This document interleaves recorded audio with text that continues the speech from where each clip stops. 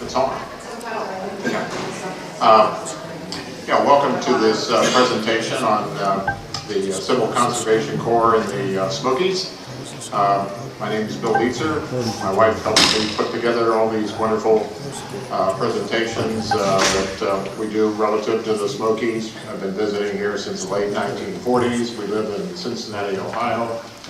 I actually maintain a trail here. I've done that for about the last 9 years as part of the the volunteer program at the park. Last year there were almost 3,000 volunteers in this park, thank God, because that's about 8 times the number of the full-time employees.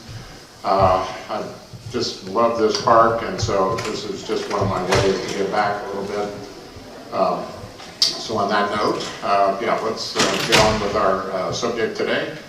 I was just having a conversation over here. Originally, this concept was sort of new to me. There was a fellow with a PhD, Herbert Jolly.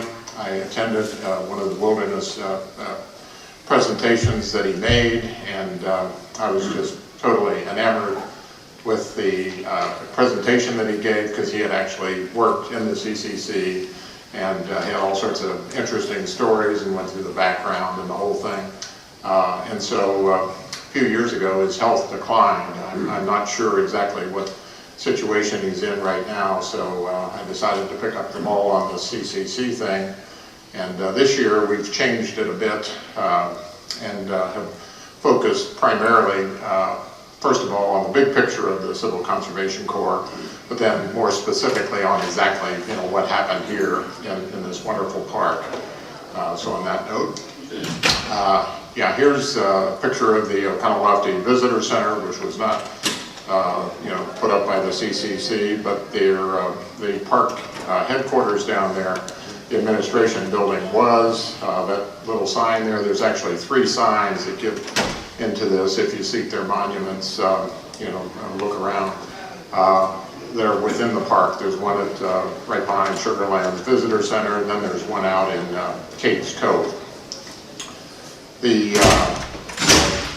original name of the program was the Emergency Conservation Work Program. Later on they switched it to the CCC Conservation Corps, and it was often referred to as the Tree Army. And this is the fellow that got things started. FDR, upon accepting the Democratic nomination in '32, promised, I pledge myself a new deal for the American people. After election, FDR requested the quick creation of the Civil Conservation Corps to be used for simple work, not interfering with normal employment, and confining itself to forestry, prevention of soil erosion, flood control, and similar projects. Congress approved this request on March 31st, 1933, and within 3 months, 250,000 men were enrolled and sent to camps. So that's how the thing sort of got started. Why the need? Of course, timing. The Great Depression, the stock market crash, unemployment, 13.3 million, 25% of the workforce. Timber famine, harvesting, tree diseases, insects, and fire loss was greater than the new growth, and earth disease, soil erosion, and the Dust Bowl out in the plains, and recreational area and roads were inadequate. The number of CCC camps in the country, and these are cumulative numbers, was from 33 through 42, which of course is 1 year after the war, the Second World War got started. There were an average of 1,643 camps for this 9¼ years. Highest number at any one time was 2,912, and the lowest number was 399, which of course was getting towards the closing process. Camp information. Number of camps by agencies, because they were referred to as sort of the using service. It was agriculture, had 71% of them. The Interior Department, which is of course where the National Park Service is, a little over 25%, 26.5%. And the War Department had about 2.5%. And the average number of camps per state was 30, and of course the number of states having them was 48, since we didn't have Hawaii and Alaska as states at that stage. And Puerto Rico and District of Columbia and Virgin Islands also had setups. The staffing groups, the number of enrollees, they were either, the basic group was called either juniors or enrollees, supposedly between 18 and 25. There was about almost 2,900,000 of those. These were all white in that particular group, Caucasian. African Americans, there was 250,000, because of course we're back here, you know, in the early 30s. War veterans, there was no age limit, which had some political overtones, is why that got, and that was primarily for World War I veterans. Native Americans were always kept separate, much like the African Americans. There were 85,000 of those. Territorial, there was 50,000, and then last but not least, there was this little group called the locally employed men, which one of the big problems of the program was to make sure that it had local acceptance, because of course massive unemployment, bringing in these outsiders that are young whippersnappers, many of the locals, you know, perceive them as, so they needed supervisor types that had skill and knowledge of the local areas, and that tended to get buy-in of the local areas, since you have, you know, locals attached to it. There were 264,000 of those. Here's one of the pictures from that time. The man may be down, but he was never out. So times were really tough, to put it mildly, in those days. Some of the conditions, there were in the Smokies, of course there were 18 lumber companies that clear cut. 300,000 acres were clear cut in this park. And here's some of the results of it. And it ends up what they call kind of slash, which, you know, the smaller stuff just ends up all over the place, and it's prone to creating its own fire hazard. Here's some of the wood debris, as you can imagine, with a park of this size. And of course, last but not least, we have the chestnut blight, which impacted the Smokies rather dramatically. And here is the actual first superintendent, a fellow by the name of Ross Ikan. He's actually superintendent from 1931 through 1945. And someone might ask, how can he be superintendent for a park that does not exist in 1931? Because it became a park officially in 1934. And how that happened is basically there were several hurdles in the acquisition of land for this to become a national park. The original one of which is 150,000 acres had to be acquired between the states of North Carolina and Tennessee. And when it hit that benchmark, then they realized we possibly are going to end up with a national park.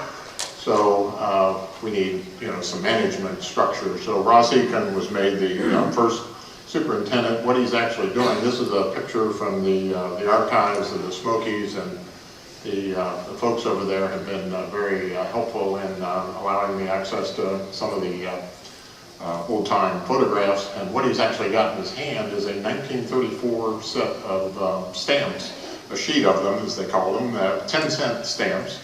Speak of slight change in prices, with the Smokies as being the item that's on the stamp. Here he is, actually, he's the second from the left there, and he's actually out on the Clingman's Dome Road as it was actually being put together. So Clingman's Dome Road is clearly one of the significant things that was done by the CCC, which is that 7-mile road that goes from Newfound Gap, of course, over to the Clingman's Dome area. You either go north and you hit the Clingman's Dome, or south and you hit Andrews Bald. And some of the other folks in the person right to his right is David Chapman, who was one of the key players in acquiring the property. He was a Knoxville business owner. He also was tied into the Chamber of Commerce. He was also tied into the automobile club, so he was very pro-national park, because part of the question during this whole time frame, before they finally sort of got down the road of national park, was national forest versus national park. For those that think the Sugar Lands visitor or headquarters has always been the headquarters, no, it wasn't. It was actually right behind the Mountain View Hotel, which of course no longer exists, which is right at the crossroads in downtown Gatlinburg. A little building right next to it, and actually park headquarters was there until 1940. So, criteria for the enrollees to be eligible. Oh, by the way, yes, one small thing that's not so small, something I've never done. The Smokies Historical Society and myself got talking, and they were aware that actually at last year's Wilderness Wildlife Week that I've done this CCC, which was more on the national side rather than just Tennessee, and they asked me to write an article, which I've never done. And so actually this particular quarter article has the first of 2 articles that's about this wonderful little thing that got accomplished in the Smokies. So if you see that, you'll sort of know what that's sort of about. It's kind of an interesting experience because, as I say, I talk a lot, but I haven't written anything. It's a different game. It takes 8 times to get to the final product when you are writing. Yes. So the criteria for the eligibility of the enrollees: citizen, male, right? Not a female program. Physically fit, had to pass a physical between supposedly ages 18 and 25. Unmarried, unemployed, willing to work for $30 a month with $25 going home to the family. Wow, what an important thing. Volunteer, but willing to remain in camp and work for a minimum of 6 months. Yeah, the average ended up being between a year and 2 years. And actually the other thing is, after they acquired the skills that some of them acquired, and they were able to get a job, they were immediately released from the CCC and of course allowed to take the job at a much higher rate. And so of course they were referred to often as the $1 a day boys. And so it was a young man's opportunity to work. And this is one of their recruitment posters. This is a Bryson City recruitment area. And here's a couple of shots that came from the archives, and they later learned that often of course the birth records weren't so good, that often these enrollees were as young as 14 years old, but tall enough to sort of sell themselves, and there was no record to prove that wasn't right. This one on the right here is actually one of the Camp 10, which is a Tennessee camp enrollee. And then they put them through 1 to 3 weeks of physicals and conditioning to make sure that this is going to work, because obviously you don't know until you kind of check people out a bit. This is actually the first group, not in the Smokies, but the actual first CCC group to go to a camp over in Virginia. This is their motto, and of course I always clarify, this doesn't mean that they were going to steal. This means that they can handle it. But we can, so, that expression kind of changes over time, so the unofficial motto does make some sense when all's said and done. The CCC Camps, the structure was actually an Army structure. They were not in the Army, they were actually in the Civil Conservation Corps. The locally employed men were actually paid by the using service, which would be the Department of Agriculture or Department of Interior, but they were actually in the Civil Conservation Corps. But while they were in camp, they were under this Army type structure, and these were often various military type officers that were actually the ones that, so in camp, they had control of the enrollees. Once the job day got started, they go out, and now they're under field supervision of whoever they're using service, and of course in this case it's the Great Smoky Mountains. And by the way, when Ross Ikan started, he had a staff of 4, including himself, so he had a little bit of a challenge, to put it mildly. But so they had all sorts of good things there. The normal Army structure. They had a doctor, education advisor, of course a cooking area, supplies area, post exchange, and a part-time chaplain normally. And of course they had some type of medical availability also. So basically all their expenses, except for their so-called incidentals, were picked up once they got into this whole thing. Here's a picture of the Sugarlands officers at the Camp 1458, which, by the way, the trail that I maintained is the old Sugarlands Trail, which is where these two camps were located. So there were a few double camps. Sugarlands is a good example of one. Here's a picture of what I usually just call the Lems, and actually their skills, as I say, it was more than just a PR thing. They clearly had trade skills that they could teach the enrollees. They clearly had supervisory skills, and so they were actually paid more. So they actually received $45 a month, and they kept all the money because, of course, they were the more normal, family environment. Here's a picture of William Reagan, who was actually a Gatlinburg person, who actually ended up being a Lem at Kephart Creek, which is, of course, one of the North Carolina camps. Here's the 13 North Carolina camps. Big Creek, Cataloochee had 2, Smokemont had 3, Kephart Creek had 1, Round Bottom had 2, Eintova Ridge had 1, Deep Creek 1, Forney Creek 1, and Hazel Creek 1. And as I say, not all these were in existence at one time. And so we pulled some pictures off. This is the Cataloochee summer camp. When the camps were originally set up, of course, they wanted to get a permanent structures, but of course, Smokies are a temperate rainforest. We could get wet, folks, even if it's in spring or summer. So they had tents is how they got the whole thing started. This is a picture of the Smokemont Camp number 4. Normally, there was like 200 juniors at a camp, and they had 5 separate buildings to, for them to sleep in. So basically, it was 40 per building. And this is that stream there is the Bradley Fork stream. And here's a NPS smoke shot of 200 men. The cooks actually slept separately because their schedules were totally different.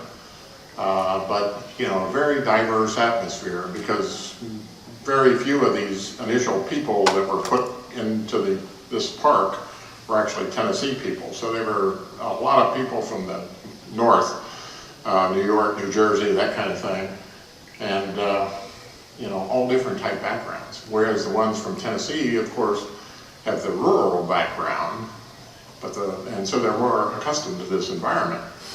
But the city boys, this is like, holy cow, what have we got ourselves into? On the other hand, the city CCC enrollees tended to be a little higher educated. So it was sort of a trade-off. So actually there was a good blend by putting, both mixes together, but you talk about cultural shock, I mean, whoa. So here's a shot of one of the Smokemont camps. And actually most of the camps were either on former logging campsites, or they were on farm sites. So in other words, obviously they wanted level ground, but they wanted something that was already, pretty well available to them. And they often took over the abandoned lumber sites, because the lumber companies were, of course, negotiating to get what they wanted out of the value of the land that they held. And of course, they were pretty tough to bargain with, and sometimes went to court. So it took a while, but that's sort of the dynamics of where individually the camps were. Here's a shot of some of the juniors that typically when they came in, they were about 5'8", 147 pounds. And after about 3 months of doing some of the hardest work that they'd ever done, they tended to gain 12 to 15 pounds. And of course, muscle, and of course, the fact that they were extremely well fed.